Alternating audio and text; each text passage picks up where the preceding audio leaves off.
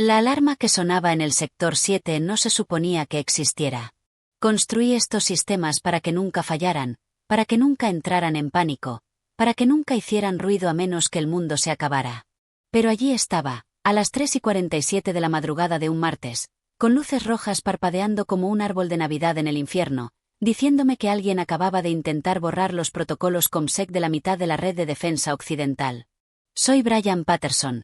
Tengo 47 años y durante 20 años he sido el hombre que se interpone entre sus datos militares clasificados y cualquier hacker, terrorista y gobierno extranjero que los desee. Es miembro del Cuerpo de Señales del Ejército, actual director de operaciones de seguridad de una contratista de defensa que no puedo nombrar porque los acuerdos de confidencialidad son más gruesos que una guía telefónica y conllevan sanciones que harían llorar a un juez federal. Hace 20 años. Salí de Fort Gordon con la cabeza llena de algoritmos de cifrado y una carta de recomendación que me abrió las puertas del sector privado. Empecé como analista de redes junior y fui ascendiendo por todos los niveles de la seguridad. Construí mi reputación crisis a crisis, evadiendo brechas de seguridad, una noche en salas de servidores heladas, asegurándome de que las luces se mantuvieran en verde. Me encantaba el frío. Mi oficina se mantenía a 16 grados. Igual que el zumbido de los pisos de servidores 5 pisos más abajo, en las montañas de Colorado. No tenía fotos familiares en mi escritorio. Nunca había tenido tiempo para una familia que pudiera competir con la misión. No había carteles motivacionales en las paredes. Solo 8 monitores que mostraban mapas térmicos, tráfico de red y transmisiones en vivo de las cerraduras biométricas que mantenían a la gente equivocada alejada de los secretos importantes. Ese era mi mundo. Limpio, preciso y absolutamente seguro. El edificio en sí era una fortaleza camuflada en un campus corporativo. Desde la autopista, parecía como cualquier otra empresa tecnológica, vidrio y acero que se alzaban entre los pinos, paneles solares brillando bajo el sol de la montaña. Pero bajo esa fachada había 8 centros de datos excavados en la propia montaña, conectados por cables de fibra óptica que podían mover terabytes de información clasificada a una velocidad de un abrir y cerrar de ojos. Conocía cada centímetro de esos sistemas porque yo los había diseñado. Cada regla de firewall, cada programa de rotación de claves de cifrado, cada mecanismo de seguridad que se interponía entre los secretos militares de Estados Unidos y quienes querían robarlos. No era solo mi trabajo, era mi vocación. La primera grieta apareció un jueves por la mañana cuando me llamaron a la suite ejecutiva. El nuevo director ejecutivo quería una reunión de alineación de visión, lo que en el lenguaje corporativo significa que alguien está a punto de ser estafado. Subí en ascensor desde mi oficina segura en el sótano, observando el paso de las plantas a través de un cristal blindado. Scott Johnson había asumido el mando hacía 3 meses cuando nuestro antiguo jefe se jubiló a su rancho en Montana. El antiguo jefe entendía que la seguridad significaba guardar secretos, no sentirse seguro. Scott era diferente. Vestía trajes de diseñador en lugar de los uniformes de estilo militar que preferían los líderes anteriores. Hablaba de sinergia y transformación digital como si fueran palabras mágicas capaces de hacer subir los precios de las acciones y desaparecer las preocupaciones de seguridad. Al entrar en su oficina de cristal, una pesadilla de seguridad, por cierto, identifiqué inmediatamente el problema. La planta ejecutiva siempre me pareció inapropiada, demasiado cálida, demasiado brillante, con olor a café caro en lugar del aroma a ozono limpio de aparatos electrónicos bien refrigerados. Sentado junto a Scott estaba su hijo Kevin, de 25 años, con un MBA de alguna universidad en línea, recientemente ascendido a vicepresidente de estrategia de marca. Había visto su currículum durante la verificación de antecedentes de la autorización de seguridad. El chico nunca había tenido un trabajo formal, había pasado por 3 universidades antes de graduarse, y su mayor logro fue administrar la cuenta de Instagram de su fraternidad. Y despatarrado en un sillón de cuero, con los pies en alto, estaba Ryan Martínez, el sobrino de Scott, de unos 23 años, con una sudadera con capucha que probablemente costaba más que la cuota mensual de mi camioneta. Este chico al que nunca había visto, del que nunca me habían informado, sentado en la oficina del director ejecutivo como si fuera el dueño del lugar. «Brian, pasa, dijo Scott radiante, poniéndose de pie como si fuéramos viejos amigos en lugar de un contratista federal y director de seguridad. Quiero que conozcas a Ryan. Se une a nosotros como jefe de innovación digital. Ryan tiene ideas increíbles para modernizar nuestro enfoque. Jefe de innovación digital. Sentí que se me apretaba la mandíbula. Éramos una contratista de defensa, no una startup. No necesitábamos innovación, necesitábamos una seguridad férrea y tolerancia cero al riesgo. Ryan miraba vídeos. El chico tenía esa clase de mirada vacía que decía que no pasaba absolutamente nada detrás de esos ojos. El tipo de mirada que ves en personas que nunca han sufrido consecuencias reales por sus acciones. ¿Qué tal?, dijo, sin molestarse en sentarse derecho o guardar su teléfono. Escuché que diriges una operación estricta. Vamos a aflojarla, hacer que fluya mejor. Como el agua. Sentí que mi ritmo cardíaco se desaceleraba. Eso sucede cuando percibo una amenaza, el viejo entrenamiento del ejército entrando en acción. Respiración de combate, conciencia situacional, evaluación de amenazas. Esto no era solo incompetencia. Esto era peligro. Flujo, repetí, manteniendo mi voz serena. Señor Johnson, ¿Ryan tiene autorización de seguridad? ¿Ha sido investigado por la agencia? Scott agitó la mano como si estuviera espantando un mosquito. Brian, siempre eres tan técnico. Ryan es un nativo digital. Creó un curso de comercio de criptomonedas con 50,000 seguidores. Sabe de tecnología. Lo banearon de 2 servidores de Discord por doxear a gente. Kevin rió desde su silla, como si los delitos federales fueran bromas privadas. Fue entonces cuando lo supe. Podía oler lo que venía como ozono antes de que caiga un rayo. Me puse de pie lentamente, como uno hace cuando está a punto de dar malas noticias o recibirlas. 20 años de leer situaciones, 20 años de evaluación de amenazas, y cada instinto que tenía gritaba código rojo. «Me estás despidiendo», dije. No era una pregunta. «Transición», corrigió Scott, su sonrisa tensándose como un cable a punto de romperse. «Creemos que la empresa necesita energía fresca. Alguien que entienda el panorama digital moderno.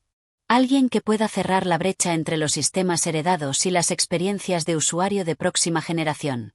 Estás reemplazando a un veterano de 20 años y exingeniero de Signal Corps con un influencer de criptomonedas al que banearon de Discord por doxear a gente», resumí, dejando las palabras flotando en el aire como el humo de un puente quemado.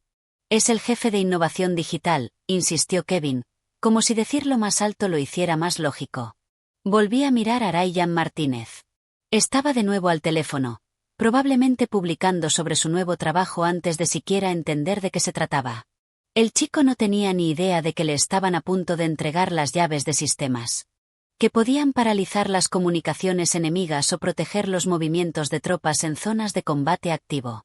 «Supongo que tienes la documentación», dije, manteniendo la voz serena. «En el ejército, aprendes a mantener la calma cuando el mundo se acaba a tu alrededor».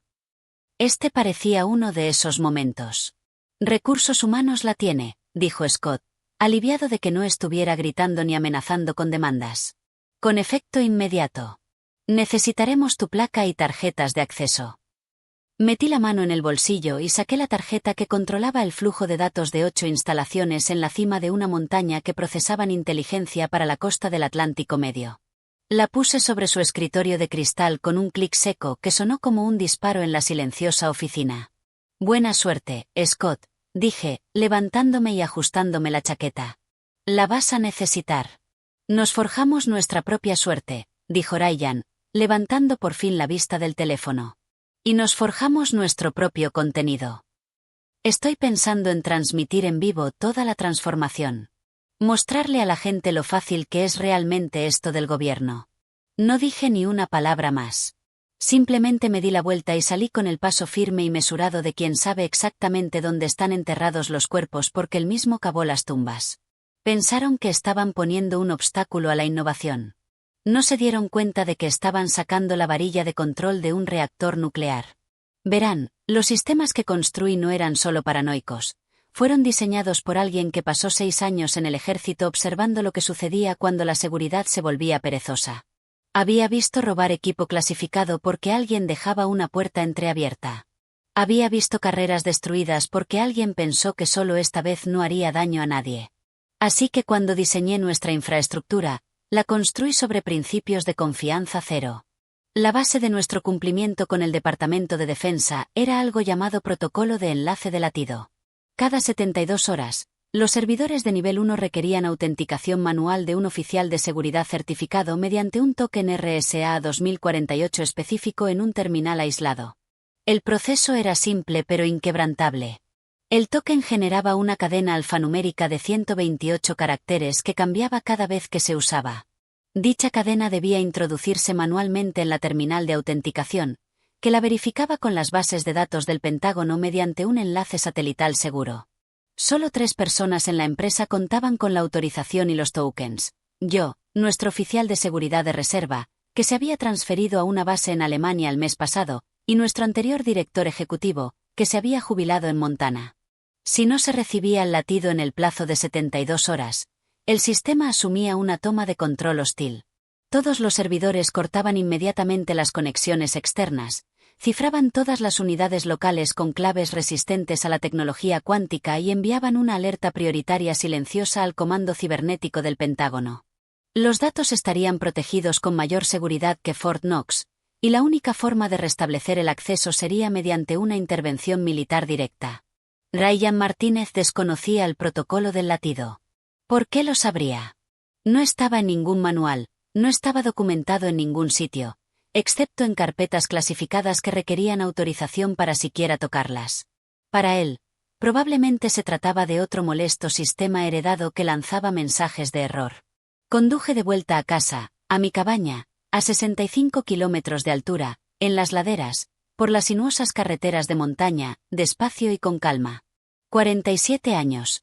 Y era la primera vez en 2 décadas que estaba desempleado. Debería haberme sentido aterrador, pero, sinceramente, me sentía más ligero que en meses.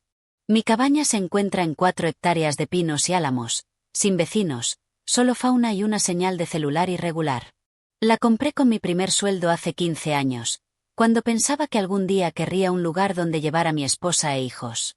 Ese sueño nunca se materializó. Resulta que a las mujeres no les gusta competir con contratos clasificados de defensa por la atención, pero la cabaña se convirtió en mi santuario.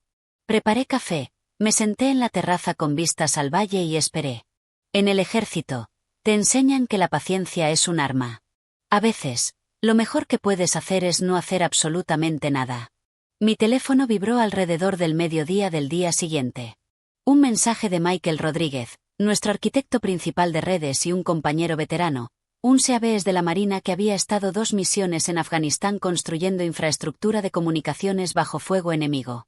Brian, ¿en serio te vas? Totalmente en serio, Mike. Me voy.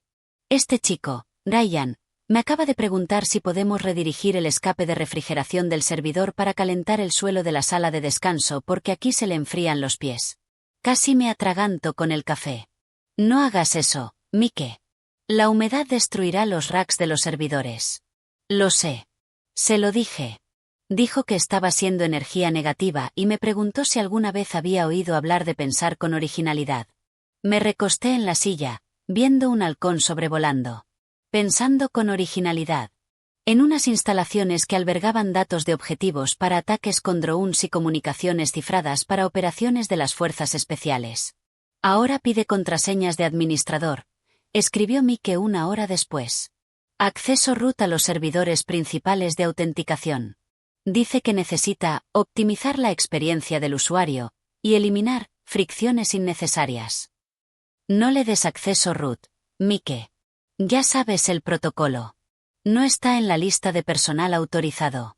Se lo dije. Dice que es el jefe de innovación digital y eso supera a cualquier lista. Dice que las listas son solo un control de acceso. Miré mi reloj. 18 horas desde que generé el último token de latido. Faltaban 54 horas para que el sistema empezara a hacer preguntas muy serias que Ryan Martínez definitivamente no podía responder. Los mensajes internos llegaron más rápido durante las siguientes 48 horas, como señales de socorro de un barco haciendo agua. Mike me mantuvo al tanto de la creciente incompetencia de Ryan, y cada mensaje me subía la presión. Día 2. Está contratando contratistas externos. Compañeros mineros de criptomonedas con portátiles sin revisar. Se están conectando a puertos de diagnóstico en servidores activos. Leí ese mensaje y sentí un miedo genuino, no por mi trabajo, que había desaparecido, sino por los datos. Conectar un dispositivo desconocido a un puerto de diagnóstico en un sistema clasificado es como operar con instrumental sucio. La contaminación se propaga rápidamente y mata todo lo que toca. Documéntalo todo, Mike, respondí.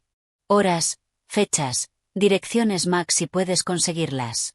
Cuando esto se tuerza, necesitamos registros que demuestren que intentaste detenerlo.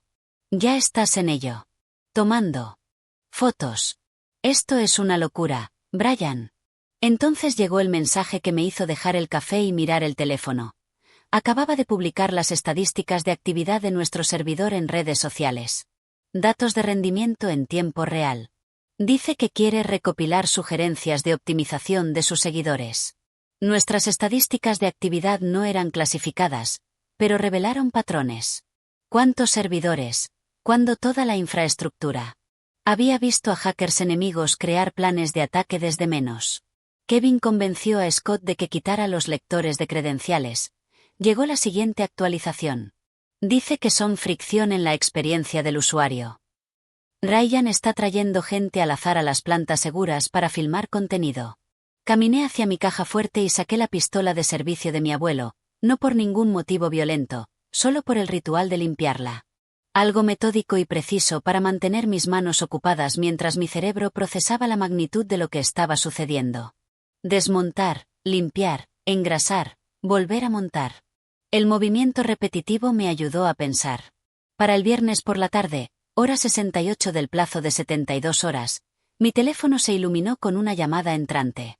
Reconocí el número. Mike llamaba desde su móvil personal, no desde la línea de la empresa. Brian, necesitas saber qué está pasando aquí abajo. Te escucho. Ryan está en directo en Twitch ahora mismo. Transmitiendo desde el sector 7. Lo llama gestión de crisis, salvando los datos de los dinosaurios corporativos. Abrí mi portátil y encontré la transmisión. Allí estaba, Ryan Martínez en todo su esplendor de incompetencia, sudando bajo las luces de la sala de servidores, sosteniendo una bebida energética como si fuera de utilería. Detrás de él, en el chat de alarma roja, nos topamos con un problema importante, decía Ryan a su audiencia de adolescentes entusiastas de la criptografía. El sistema heredado que dejó el antiguo director, energía de los Superbaby Boomers, por cierto, tiene una especie de bomba lógica enterrada. Pero tranquilos, lo tengo controlado. Una bomba lógica. El chico pensó que mis protocolos de seguridad eran malware. Casi me río, pero entonces vi lo que estaba haciendo. La cámara hizo un paneo para mostrar a dos de sus amigos contratistas atacando un rack de servidores con palancas, intentando forzar las cerraduras físicas. Sentí una opresión en el pecho. Esos racks contenían datos biométricos del personal de las fuerzas especiales, comunicaciones cifradas de operaciones activas. Y estos idiotas los trataban como si fueran un archivador atascado. El sistema está contraatacando con fuerza, continuó Ryan, colocando la cámara de su teléfono para mostrar la terminal de diagnóstico. Miren esta interfaz antigua. Parece de los 90. En la pantalla detrás de él, nítida como el agua en una resolución de 1080p, estaba el mensaje principal de autenticación. Y debajo, en texto rojo que nunca debería haber sido visible para los ojos de los civiles, estaban los protocolos de enrutamiento para nuestro